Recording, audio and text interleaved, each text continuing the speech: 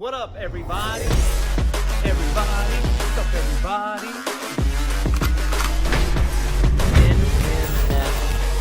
NFL.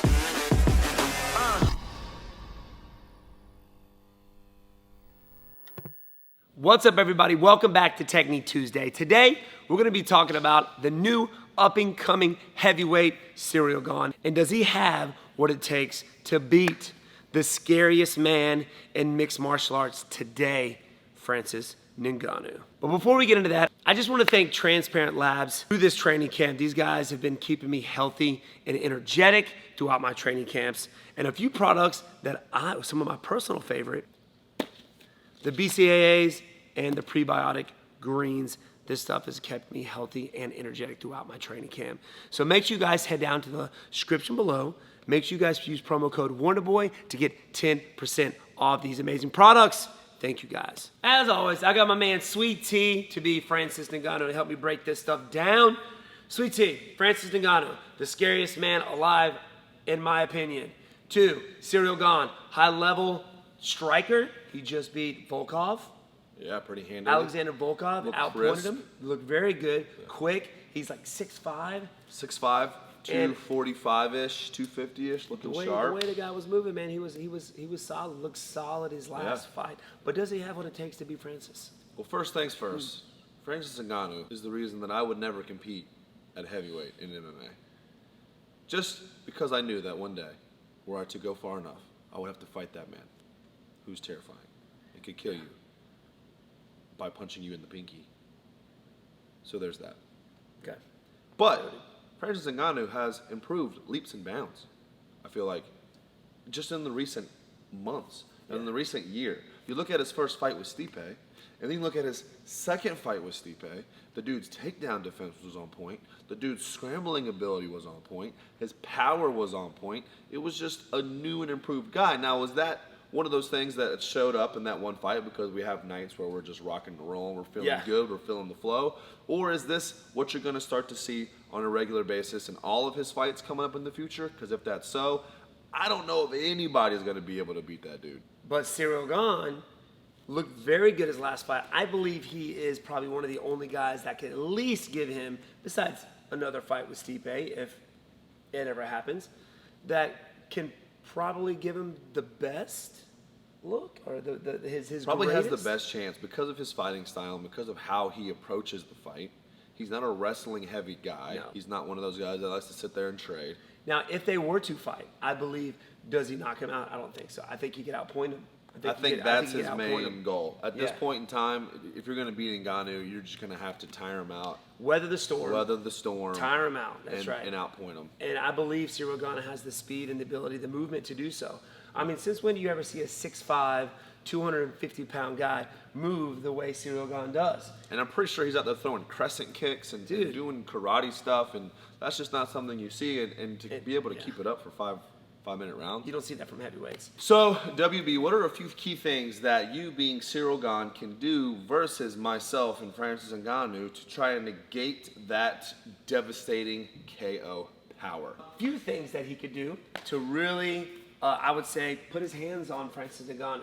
Number one, I know Ciryl Gane likes to have his right side forward. He does like to switch sides every now and then. Francis Ngannou has his left foot in front. We've seen him most of the time have that foot in front. So we're in an open stance here, correct? Now, if you saw against Ciryl Gane, let's trade so that okay, you can let's look. trade. So if you notice his last fight, Ciryl Gane's last fight, he played very well against Volkov in his last fight. He played the outside game, beating his opponent to his front leg. If Ciryl Gane can stay to the outside of Francis Ngannou's front foot, he can really take away a lot of power out of his backhand.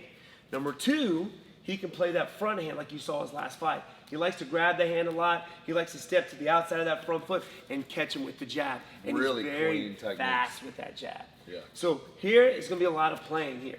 A lot of up and down movement to get Francis Ngannou to kind of move his hands, right? Mm-hmm. And if your hand is out here in front, I can kind of parry it down. I can step in and throw my jab. And if I can beat that front foot, it makes my backhand, my power hand, closer to you and yours farther from me. So as I step in, mine's closer, yours is farther away. You have to do more pivoting to hit me with that backhand than I do. So I can beat you to that. Number 2, you got to meet him in the middle. You got to be prepared to meet this guy in the middle. This guy right here, Francis Ngannou, is going to blitz on you in a heartbeat. You got to be prepared and stay in a good stance. Ciryl Gane has got to stay in good position to be able to meet you in the middle. Sometimes that's the best way to go. You can't move away all the time. Yeah. For instance, when I fought Vicente Luque, I know he was going to come forward, but every now and then I had to really grit my teeth, had to sit down and let him run into a few strikes to get him off of me. And I think it's a great way for Ciryl Gane to beat Francis Ngannou. Outpoint him, play with that jab, and every now and then sit down as he's coming in and drill him with that left hand. Absolutely, 100% agreed. Another thing, thinking about Ciryl Gane, number 1, is that he is about the same size as Ngannou. 6'5", you know, obviously Ngannou is a little bit heavier, but it's not like he's given up a whole lot of size to Ngannou in that regard. You see him, he's a big guy, he's a strong guy.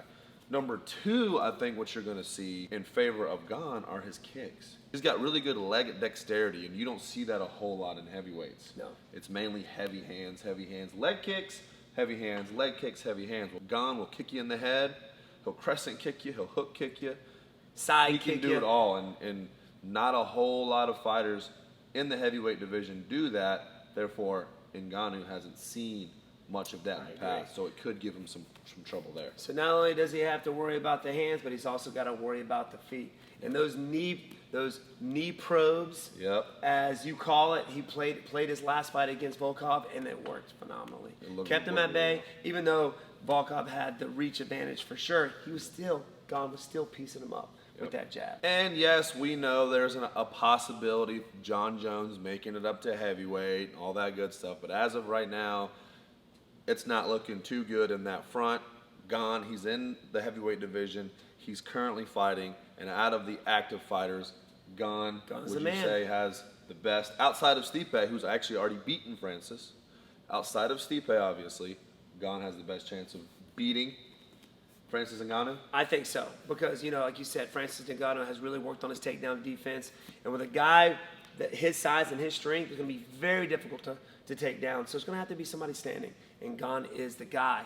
I believe he could get it done, possibly. We never know. But I think he has a good shot as anybody. So there you have it, guys. The one guy in the heavyweight division that could give Francis Ngannou a run for his money, Ciryl Gane. Appreciate you guys watching, tuning in. Let us know down in the comments below if you agree, if you disagree. What are your thoughts on Gane? And who do you think will be next for Francis Ngannou? Is it the Stipe trilogy? Will it be Gane? Will it be Derek Lewis? Let us know in the comments below. We love y'all. Appreciate y'all. Catch y'all later. See y'all next week. Peace.